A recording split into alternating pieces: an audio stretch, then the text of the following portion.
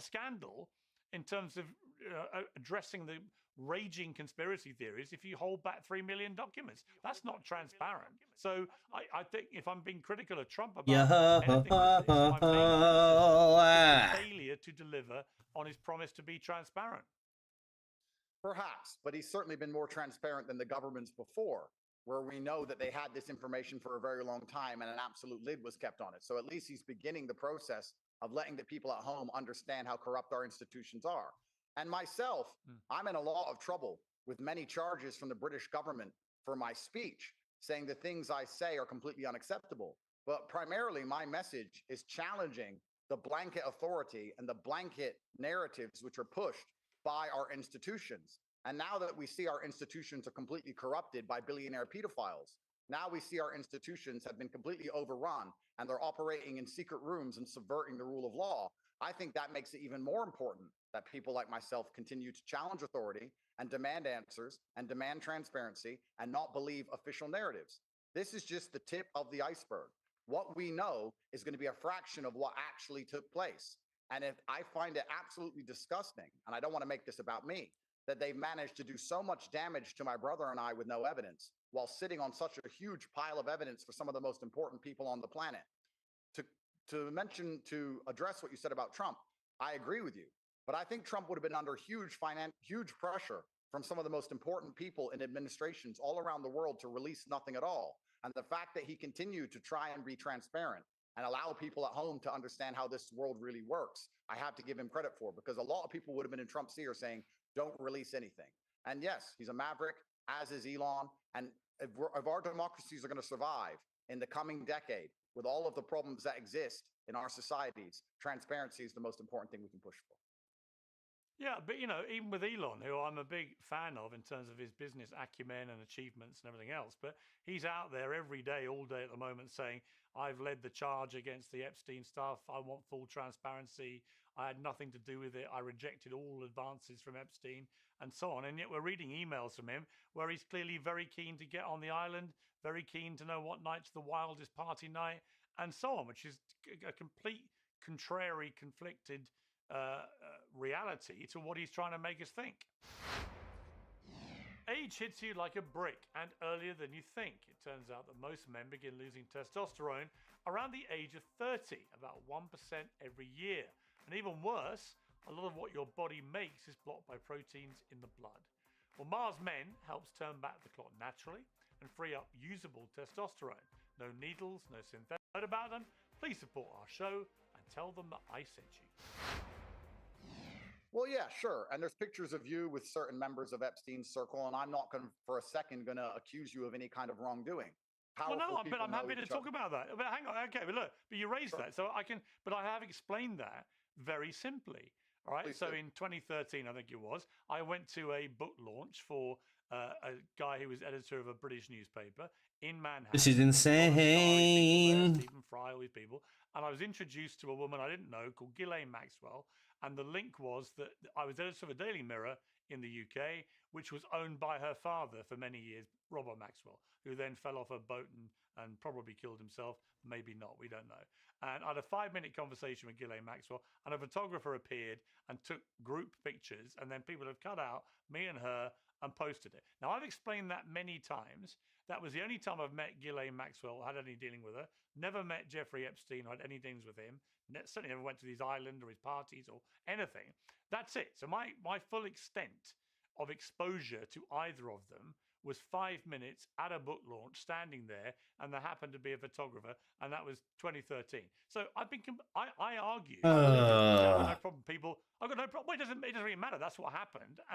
And the point being, though, that I believe I've been 100% transparent. All I'm requiring other people to be is when similar stuff comes out about them, be equally transparent, right? And my argument about Elon is he's saying one thing, but we're reading a different thing in the emails, which contradicts what he's saying.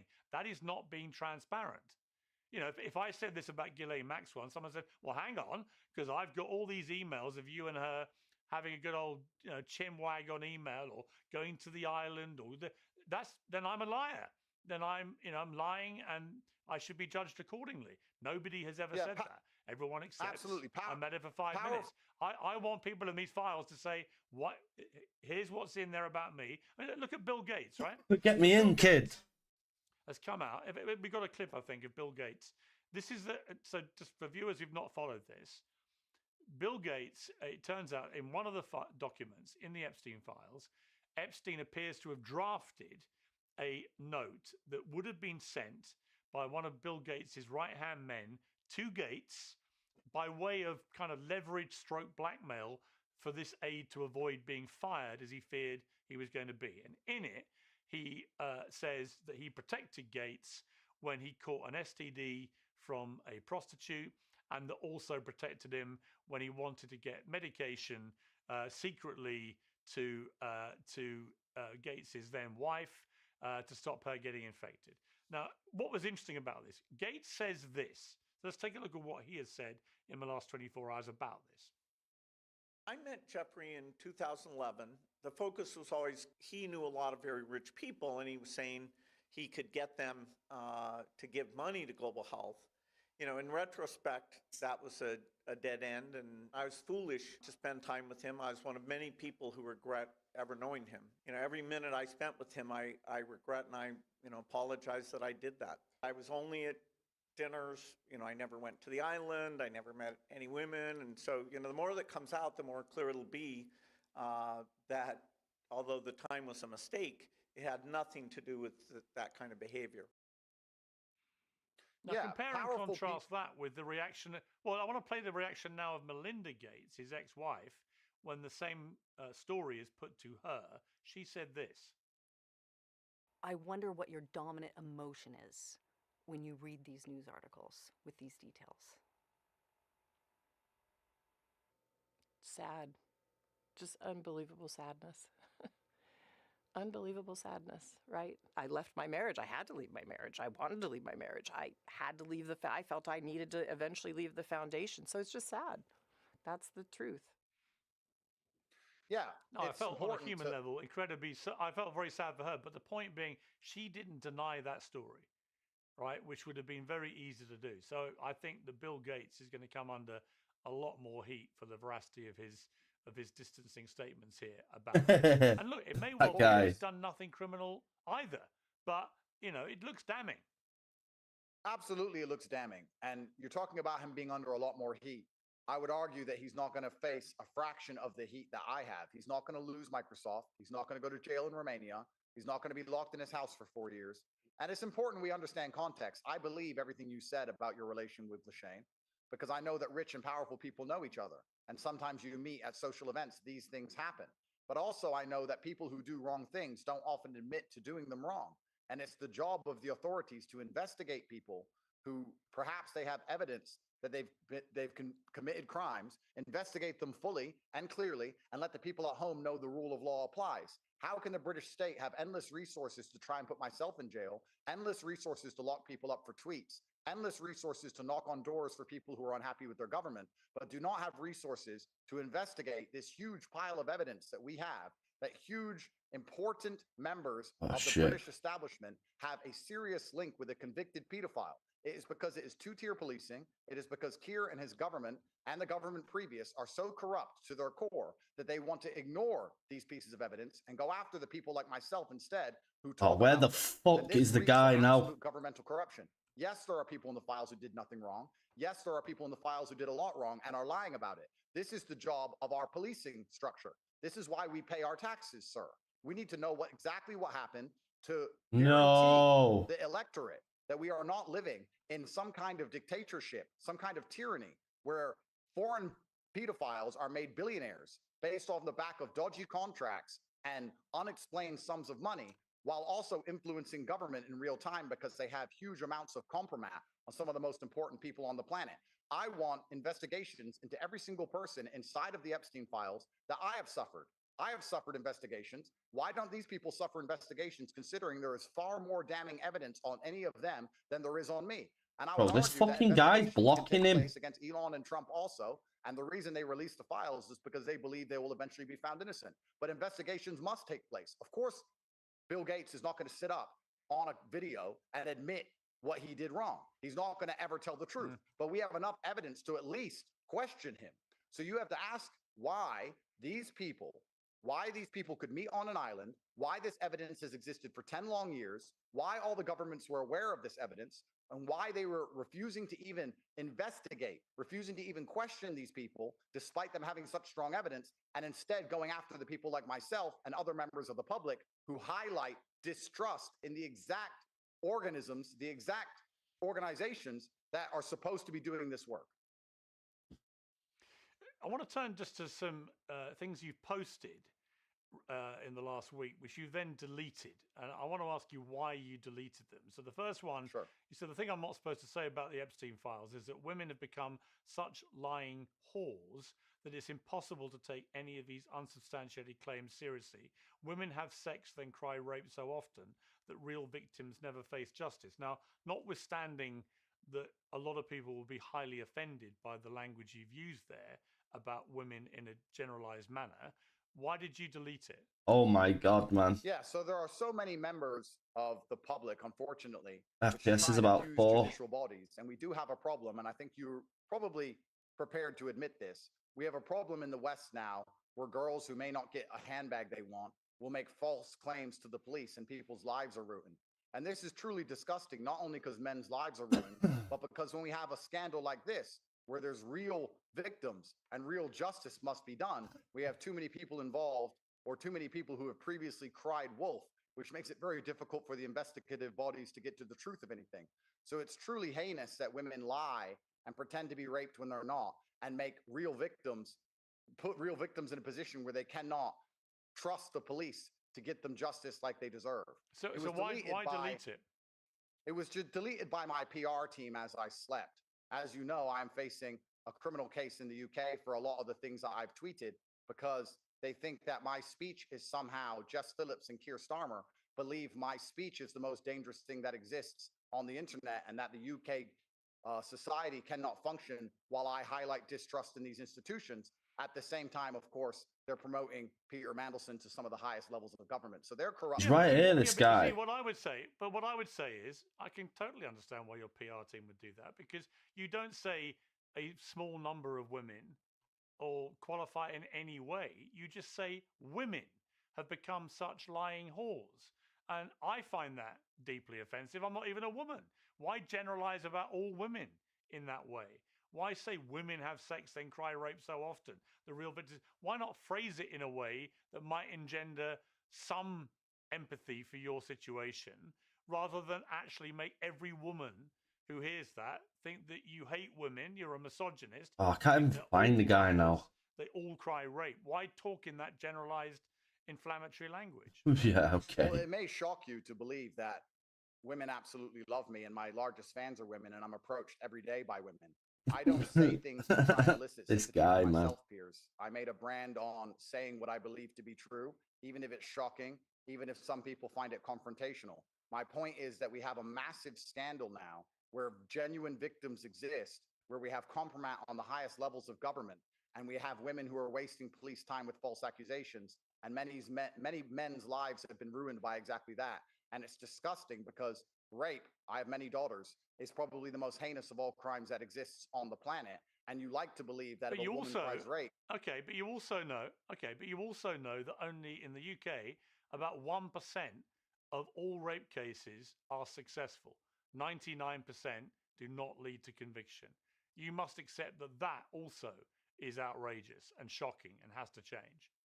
well, that's outrageous if the 99% are genuine rape claims. Of course, we can't try and get the number up without evidence. My point is, of that 99%, how many are fake? We don't know. We live in a world now where, very unfortunately, women can get huge financial gain, and they can also get huge social media gain by falsely accusing men who never did anything. Never And that makes it died. extremely difficult for the judicial authorities and the police to find true victims. If we didn't have all these fake rape claims being given to the British police all day, perhaps they'd have more interest. I doubt it, but they'd certainly have more time in investigating a serious pile of evidence of over 6 million files of people who are spending a lot of time with a convicted pedophile. These things are not mutually exclusive. Of course, we need to try and prevent any kind of Oh, fake what a accusation of joke, crime man. happening, of course. And of course, crying wolf makes it more Okay, difficult now. to discern what is true and what is not true. but it is very clear that huge piles of evidence exist here inside of the Epstein files, which have been ignored. And it's not only because of fake rape claims, it's because of systemic corruption inside of our democratic systems. And the democratic system has all of the resource it needs to come after the people like myself who highlight these corruptions, as opposed to trying to fix the problem. Yeah, but on the one hand, your position is that the Epstein files, they should be all released. These awful men should be held to account. Blah blah blah blah blah. I think that all men should be investigated, sir. Okay, but on the other hand, you then say, but the problem with the Epstein files is women have become such lying whores, it's impossible to take any of these unsubstantiated claims seriously. How do you square those two positions? It makes it very difficult for a judicial authority when they get a claim of rape, knowing that 99% never lead to conviction, to take them as seriously as they should. So this is a two-pronged attack. Of course, the police need to heavily investigate every single accusation of rape, as they did on my brother and I. Of course, they took that extremely seriously and failed to reach conviction. They should You're do inferring that the 2,000 women. You're inferring that the 2,000 women who've made allegations about Epstein and other men involved with Epstein, that none of their claims can be taken seriously. That's not. You just don't care, do they? What I'm inferring is that when you understand information, You just don't give a fuck. You understand how important it is for them to try and shape a narrative to save themselves. If one of those women have lied, they're going to take her story, prove it's a lie, amplify it, and try and discredit all of the women who have actually told the truth. That's the silly blizzard, honestly, like judicial authorities about things like rape, because it's extremely important. But why don't you talk more? They should have let. They should have let. Why don't you talk more? They should have brought it out before the time. In general, then this wouldn't happen. Save your anger for the small minority of women who do what you say they do. Like car crashes or something. You know it, and I know it. It's not like all women that make these allegations are making it up. You know that, and it's the way you talk in this generalized term is why people think you're a misogynist and hate women. And you may work. I don't know if you are or not. But I do know that when you use language like this, which even your PR team then take down. I mean, look, another one you posted that they took down. I presume they took it down. You can clarify. You said, I miss human trafficking. The emotions ran high. Been chasing dopamine ever since. Yeah, it's hyperbolic. I think you're aware that the internet has changed a lot across the last 5 years and that the entire nature of conversations has changed. And it's hyperbolic to highlight exactly how ridiculous it is that I was accused of human trafficking in the first place, while we have members of the Labour government which are spending time on an island with a convicted pedophile. And everybody else at home understands that. The internet is heavily hyperbolic. It's heavily sarcastic. This is the way the internet currently functions. So I don't think anybody at home really believes, one, that I'm a human trafficker. I've yet to meet anybody in real life who said anything other than they're trying to stitch you up, Andrew, for highlighting their corruption. And secondly, even if I was somehow convicted of human trafficking, that people would believe that I'm going to tweet that that's what I want to do. It's called sarcasm. I'm sure you understand it very well. The nature of the internet has changed. Why did you take it down? Or was it who took it down? I'm answering the question. And these gotcha moments are 5 or 6 years out of date. Nobody cares anymore about these gotcha moments. Everybody knows that I've been completely unfairly treated by the judicial authorities, that my business and my reputation has been slandered by the exact people who were doing the crimes. Well, hang on. What do you mean? Okay, let's unpick this. What do you mean by gotcha moment? By you saying you tweeted this sarcastically and you can't say that. I don't think anybody's interested in this anymore. We have a much bigger and more. I didn't know whether it was. I didn't know what you were doing with this tweet. All I read was what you wrote, and then it got deleted. Right, which infers that either. Well, who deleted it first of all? I understand if you don't understand sarcasm. My point is, we have a much more pressing who deleted issue. it? But who deleted it? While I was asleep, members of my staff deleted the tweets.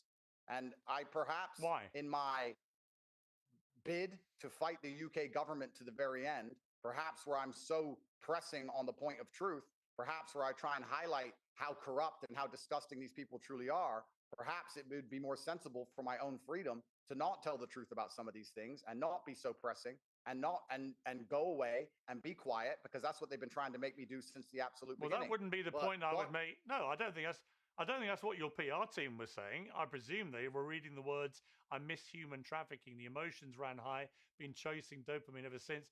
I don't think it's a gotcha of me to read back your own words and to ask you Yeah, what you it's mean clearly, by them, it's given that clearly, your own PR team deleted them. it's clearly sarcastic and hyperbolic. And I think that to sit here and talk about tweets which are sarcastic as opposed to the systemic corruption that exists inside of all of our democratic institutions is probably a waste of time. We can talk about it for the rest of this interview. But clearly what's far more interesting is the fact that we have a ruling class which is ignoring the electorate completely. There's two-tier policing taking place. People are spending time with convicted pedophiles and sending them billions of dollars. And me highlighting in a hyperbolic and sarcastic way how ridiculous it is that two young boys from Luton were accused of human trafficking, slandered, investigated, and put in jail, while none of these people face 1% of the punishment my brother and I have been through. I think that highlighting that ridiculousness is actually quite important.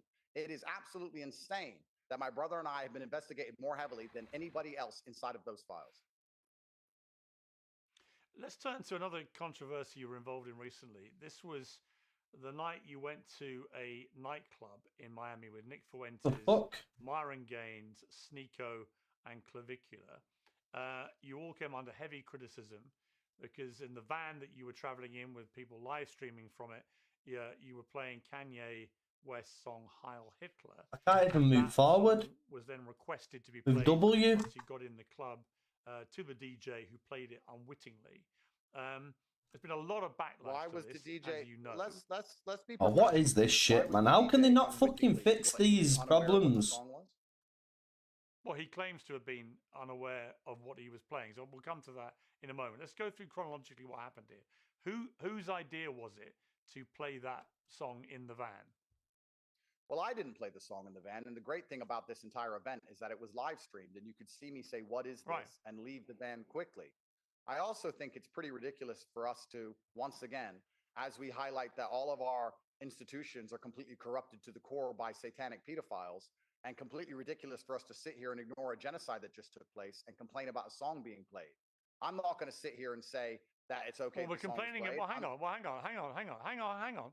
We're complaining about it's ironic because we're complaining about a song being played that idolizes Adolf Hitler, who waged one of the all-time worst genocides against the Jewish people. So actually, it couldn't be more relevant. I'm glad you mentioned the genocide word. So let's just stick to what happened because I'm curious.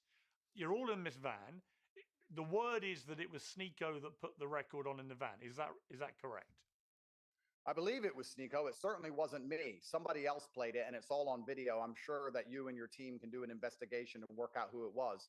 And by association, being in a van when someone else plays a song, to try Ooh, and we're grill me in. for that, considering that you were at a book launch and accidentally took a picture with somebody who's now in jail for pedophilia. You understand very well. Sometimes you're just in a place and But I'm something not happens. judging you. I'm not judging you in any way. I'm asking you what happened. This is your chance to clarify what happened. You have sort of clarified it in other interviews. So again, it's easy to characterize what I'm doing as a gotcha. I'm not after a gotcha. This thing happened. Ooh. It got well reported. You got hammered along with all the others for it. I'm just asking you, in your words, to clarify what happened, right? So you said. Why did the servers have to go down for that to work? You said that the moment you heard this being played, you didn't like it and you got out of the van. Why didn't you like this record being played? Well, I think the best thing for people to do at home, if they're interested in this, instead of the satanic pedophiles which are ruling their lives, if they find this far more interesting, that the entire event took place on video and they can watch it themselves. Yeah, but why don't you just answer my question? That's the easiest way. Why would I answer the question when people can look up the video and they can watch it themselves and come to their own conclusions? And anybody who is more concerned about the fact I was in a van when someone else played a song as opposed to the fact they're ruled over by demonic pedophiles, well, then they can raise that with me. I think there's far more pressing concerns. I think there's far more interesting things happening in the world. I think we're living in a system which is completely corrupted. I think we're living in an empire of lies. I think our votes are not real. The judicial system's not real. The media isn't real. The education system isn't real. They're lying to us. They're scamming us. They're trying to effectively genocide us in our host nations. And I don't think the fact that I was in a van when someone else played a song 1 month ago is worth our time. Okay. But you do accept, I suppose, that for young people, but collectively you have tens of millions of people that follow you on all your social medias, that imagery of you all apparently celebrating this song Heil Hitler, which in itself celebrates one of the most genocidal monsters in history. I'm that literally shaking my actually- head. That is okay. So I'm Please asking watch you it what again. your reaction is to that song, because it happens in the van. We're now looking at footage of it happening in the club. You can see the others dancing along to it. You, to be fair to you, do not look like you're quite as celebratory of it as they are, but you're laughing and shaking your head. So what are you actually thinking as Heil Hitler is being played in that nightclub and Fuentes and Sneaker and the others are celebrating? Yeah, I'm smiling and shaking my head because I believe it's deliberately provocative. And some people on the internet are trying to be exactly that. They want to be deliberately provocative to get clicks and get attention. With all due respect, Piers, you've been known to do it yourself. I wasn't interested in trying to be deliberately provocative. I went out because it was the first time I met some of those gentlemen. I stood in the club and repeatedly said, "This is boring. I want to leave." People can watch the video themselves. And I think it's far more interesting and far more concerning that members of our government, that our democratic institutions we're supposed to believe in, are corrupted to the core, and we're sending billions of dollars to convicted pedophiles. It's really amazing that me standing in a club playing a song or me doing absolutely nothing wrong is going to get endless media smear, me lose my companies, lose my banks, lose my passport, go to jail, locked in my house, try and take my children from me when I've never been convicted of any crime. And we're going to pretend I'm the boogeyman. Jess Phillips and Keir Starmer are going to sit here and mention that video along with other things and say, I'm the boogeyman and I'm dangerous, as opposed to discuss the fact that our entire democratic institution has been infiltrated by satanic pedophiles, Piers. That is far more interesting to me. It affects far more people's lives. And it is truly disgusting that the media and its machine manages to conflate and distract and bring up garbage to take away people's attention from what truly matters in this world. We live in a democracy. The electorate should be respected. There should not be secret rooms where deals are made and decisions happen outside of the view of the electorate, with or without satanic rituals, with or without sex. And it turns out there is all of this happening, and we now have some degree of transparency, thanks very much to Donald Trump and Elon Musk. And I hope that the people who appear in the files are fully investigated to the full strength of the law, as I have been. You know, the easier answer, far be it from me to teach you how to answer questions and interviews, is to say that you find what's in the Epstein files utterly disgusting and reprehensible. Well, that's clear. And you find the idea of a bunch of very well followed influencers with big influence over young men in particular celebrating the song Heil Hitler is also disgusting and reprehensible. And you wish you had not been there at the time, because obviously it reflects badly on everybody involved. That's the simple answer. And if you'd said that, I could respect it. Instead, you go on a long, torturous non-answer, which makes me think, well, did you care or not? Well, perhaps, Piers, and I want to be honest with you because we've spoken quite a lot of times. Perhaps after going through the hell I've been through, and it's been truly hell, after going through the endless decimation attacks, the endless slander, after going through what I've been through while witnessing a genocide in real time. Remember, I was the first person to tell you on October 9th that it was a genocide before it was popular to say that. After watching all of these things, after understanding that we're ruled over by satanic pedophiles, after understanding that our entire judicial system is corrupt, after understanding that Jess Phillips and Keir Starmer are trying to put me in jail when I've done nothing wrong, while covering for pedophiles, perhaps the idea that a song played in a nightclub that I stood in, perhaps it just doesn't register on my metrics of importance. Perhaps I've just been through so much and I've seen so many terrible things are happening in the world right now that I don't think it's the biggest news story. And I really don't think it's worth your time or mine. You're an extremely well-known, established journalist. And we're talking about a nightclub playing a song 1 month ago. If a nightclub played a song about killing black people or rape or murder, which is basically every single rap song that exists, nobody would care.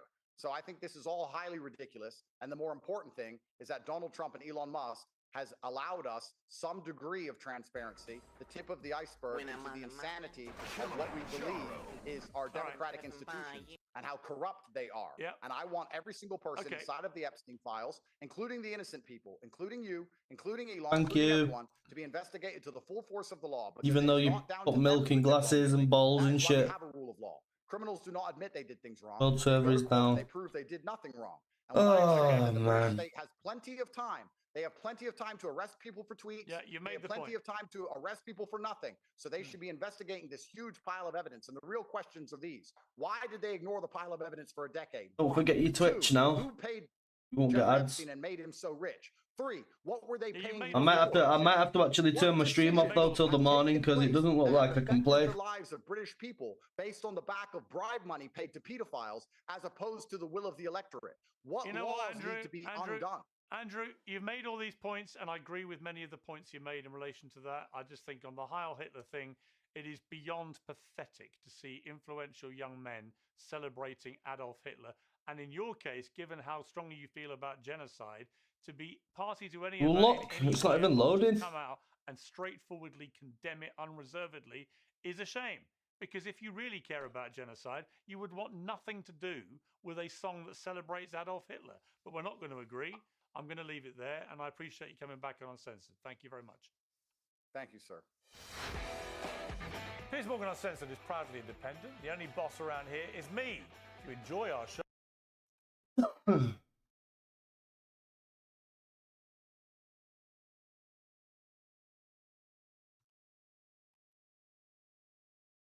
So this Mandelson saga now is a political earthquake. Starmer appointing Mandelson, he injected poison right into the heart of government. People talk about this biggest There it has. scandal of all time. Yeah. This is Oh, it started at 11, not 30. He is crumbling and it is falling. But it's not even So working. this man is beyond dud. He's a disaster. I think Starmer is going to be chucking everybody under the bus. Well, I'm going to say stop right there, Starmer. I'm saying now, here and now on this show, I'm bringing the information that you've got right here, right now, on the Espresso podcast with you into question as well. You can't have a bit and not the other bit. Hello and welcome to the Daily Espresso. I'm JJ Nisiobi, and today I'm joined by the Westminster Whisperer, Esther McVeigh. Esther, looking lovely in all white. Thank you very much. Very- Pure as the driven snow. Yeah. Kinda.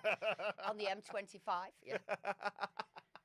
I say this every week to you, but literally what a week it has been in politics. Yeah, just when you think this government and those that appoint can't stoop any lower, they amaze us and they do just that. So this Mandelson saga now is You want hair like a that? political earthquake. Yeah. Nice It is and going to be feathered huge. The fallout is going to be at the front. enormous. I would say with Starmer appointing Mandelson, he injected poison right into the heart of government. And this now goes bigger than his friendship, perverse friendship with a convicted. Did you end up going out with paedophile Michelle? and what they were doing to young Can't even get in the girls. game, man. That now it's going to corruption. Oh, I don't know whether I just fucking go back to bed and wake up in a couple more hours when they fix it, because it's fucking fucked, isn't it? Sensitive information, market information, and was he paid? Was his husband paid? But now even bigger than that, they're looking into his company and what went on there and the connections with his company. And questions are now being asked about Epstein. What were his connections to Russia? And I say that because now the Polish Prime Minister is wanting an investigation too. Was Epstein a Russian mole and the connections there? So what I'm saying is this is like an iceberg. And Fucking hell. 90% of what has happened, I am saying we don't know about yet. It is yet to be uncovered. And I do think when people talk about this biggest political scandal of all time and the reach that it's got, how deep it goes, this is going to be it. And what I will say is the public knew Keir Starmer was a dud. And I say that because the vote he got in 2024 was less than what Jeremy Corbyn got in 2019. So there was no love there, even though he got a massive majority. But what we didn't know was what a disaster Starmer was going to be. And I say Disaster. Tell her, love. Tell him, love. about the lies Tell he's told him. and the betrayals he's made. And I'll say his lack of judgment. Look who he's appointed to his cabinet. So we've got a housing minister done for non-payment of stamp duty. You've got a chancellor who didn't get the right licence to rent out a house. You've got a business secretary who didn't tell the truth on his CV. You've got a corruption minister getting done for corruption. And you had a homeless minister getting rid of her tenants and making them homeless. So he's got a bad judge. And then the lies in the manifesto. He said he wouldn't tax working people. He said how he'd help the hospitality sector. I can play the game. No, I can't. It's not even loading. And Whoa. the betrayal. the betrayal of the country's finest 50s, 60s. veterans, betrayal of the country's security there with Chagos Island and with China and the Chinese embassy. So this man is beyond dud. He's a disaster for, for the country at large. Well, before we continue, if you think we've earned it, please do like and subscribe. And also hit that hype button. My wife said she couldn't find it yesterday. Yes, go on. But it's there. If you're watching on your phone, go to the comments and swipe. If you're watching on your TV, it's nice. It's super easy. Just swipe and you'll find it. It says hype. Hit the hype button. Now, I'm getting hyper. Talking about the hype button. Let's talk about Starmer's speech today. He came out and said, I'm sorry. I'm sorry. I'm sorry. I think he said sorry 5 times. Is that enough? Well, it's an embarrassment, isn't it? He didn't know. He believed Mandelson. But that goes again to the heart of his poor judgment. I also have to say his lack of curiosity. Yeah. Lack of curiosity, you say, lover. Who's had to be sacked twice from government. You'd think you'd say we're going to have to put extra measures in place here to check he's telling the truth. Because remember, truth I can't is play, not man. something that comes Fuck's easily sake. to Mandelson. So the Not fact even that loading he me in. believed The Prince of him Darkness. and he believed his lies is an embarrassment. And I don't actually think he should come forward and say that. But at the moment, he's scrabbling for anything that will allow him to survive. He's saying, I knew about Just the get him out, relationship. man. He's a fucking but idiot. I didn't know the extent of that relationship, how deep it was. No. As Sir Richard Dearlove, the ex-head of MI6, said, that relationship in and Keep your is vote enough in to itself. yourself. It was not got to Just be get it He didn't need done. to know. We're going to have a sliding scale now for cabinet appointees. Oh, he's got a relationship. He's just on the phone. Or he's just doing emails. Oh, he's seeing him in person. Oh, he's staying at home. No, nonsense. The relationship was enough in itself. And then when you see about the lies over the Hindoju brothers, I don't passport, understand this company, this gaming company that I pay fucking 12 quid a month to play. So for Starmer to be Why are they not ready for this influx of players after so many years? But has Starmer bought himself a bit more time? Are we talking a few more weeks? Are we talking 23 years. Yeah, the rest of the year? Well, it was interesting. Hot on the heels of Starmer's speech was Kemi Badenoch's speech, and she put it very clearly. It's not if he's going; it's just when now. When Yeah, it's time. Adele. Remember, that's not down to us. You let That is this down to gay idiot his MPs. But it fucking is gonna do happen. your hair. Tell Oh, I you, need 19 months for it to set. Yeah. Shut up, Prime Minister's Karen. questions and then this humble address afterwards. It was Parliament at its best, and actually during what was happening, Labour MPs were on the phone. They were shocked. They were actually galvanising into action. And then obviously you saw Angela Rayner come in. I know she wants to do a leadership bid, but she obviously piped up and also got the government on the run. But we'll go through that sort of bit by bit. And I've got sort of what was said here, because I think the key things here was the question in PMQs by Kemi Badenoch. And when she said, did the official security vetting Why didn't you go with her? that the Prime Minister received mention Mandelson's ongoing relationship with the paedophile Jeffrey Epstein? When he gave the answer, yes, it did, there were gasps, audible gasps, not just from our MPs, but from the Labour backbenchers. And that's when they hit the phone. And that's when they thought, this is over. This is like a moral collapse. This is not known, and they don't understand. So people are now asking, what has Mandelson got on the government? Yeah. What maybe has he got on Starmer to have got the job? The other bit, I did a bit of research. What did he say? Because obviously this bubbled up, and we've talked Don't like about the this. clip. It started back in September. Right. And I looked, what did Kemi Badenoch say? Go to sleep, man. September, Leave me he alone. said, was the Prime Minister aware of this intimate relationship when he appointed Lord Mandelson to be our ambassador in Washington?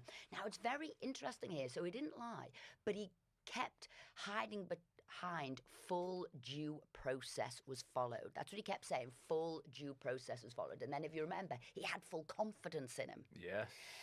But he didn't say anything. But now he has seen it. Then he was hiding behind processes. So I say bit by bit, he is crumbling and it is falling apart. You think with his lawyer background, he'd be better at? Well, I suppose he's great at equivocation, and he's very good at saying the right thing to not really answer the question and not incriminate himself too much? No, I think he knows he's now on the ropes. I mean, people are talking about his hands shaking, the fact that he was rattled, how quickly he left the chamber, how they'd put together the humble address, which sort of comes next. And the humble address in Parliament, not often used, but it has been used. And this is a process by which you can get information from the government. And that was what the opposition, the Conservative Party, put down. But before that, in PMQs, it's quite interesting. Ed Davey even asked about the connection between Russia, between Mandelson, between Epstein. So that seed was already planted there.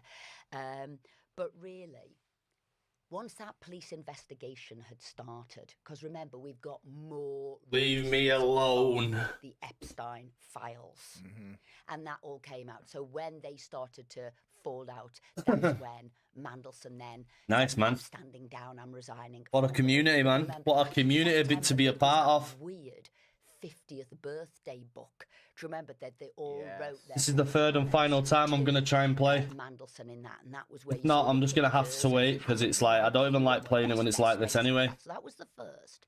And the second now is the drop of all these details of correspondence.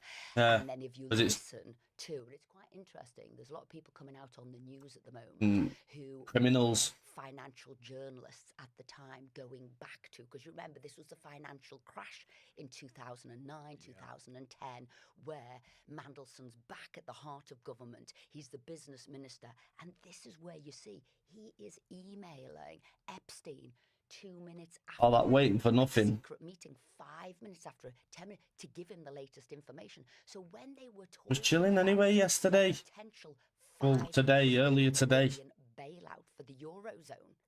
Privy conversation, very sensitive to the financial markets. He emailed that straight to Epstein, who is a financial. No, she doesn't look like the face foundation she's got on is ridiculous. Lots of money on that. This is really sensitive information. Didn't just do that. The next one was sensitive meetings between who would have been the Chancellor at the time, Alistair Darling, and Brown. What were they going to do when they were coming up with the idea? Look, we're going to have to tax bankers on their bonuses. He goes straight to Epstein, tells him that, who gets onto one of the most powerful bankers in America, who then comes back to Alistair Darling, threatening with him with what he's going to do when he can't do it. If she's in her 50s, she shouldn't have a face that looks like that, should she? Somebody who's the business secretary, who's aware of this top sensitive information, sending it to somebody who... Not a single wrinkle. And the reason I think people are looking into this Russian connection, whether it's like Poland, Dave, you raised it as well, they're saying the information that Epstein got on people is typical KGB, how they get... Does my microphone sound okay now? Mail people. Yeah. So these photos, when people are looking at them now, that photo of Peter Mandelson, he doesn't know that's being taken. The man's incredibly vain. He wouldn't have been stood there in a pair of terrible sort of white undies like that. You can tell they're not looking at the camera. So I'm wondering, when he saw that, so he's seen the information that's coming through, all these emails he sent, he's seen those photos, he knows there is more coming. He knows there is more happening there. And I just wondered, was everything videoed with hidden cameras? The man's got... I'm going to probably get off here. Everybody. And I think, you know, this is... Because I can't play, can I? Not even letting me load in. What we've got here, it really is shocking. They're back on in the morning, okay? They're going to look at is his business. Is this business called... So much for fucking look after yourself. I go live and you're there. Fucking subscribing to me like we've not just had a big argument, you fucking big bell. What the checks were. Get to bed. What questionnaires he filled. Was it more box ticking? Did you get all the information? The due diligence, what went on the information? And also his business. How was he allowed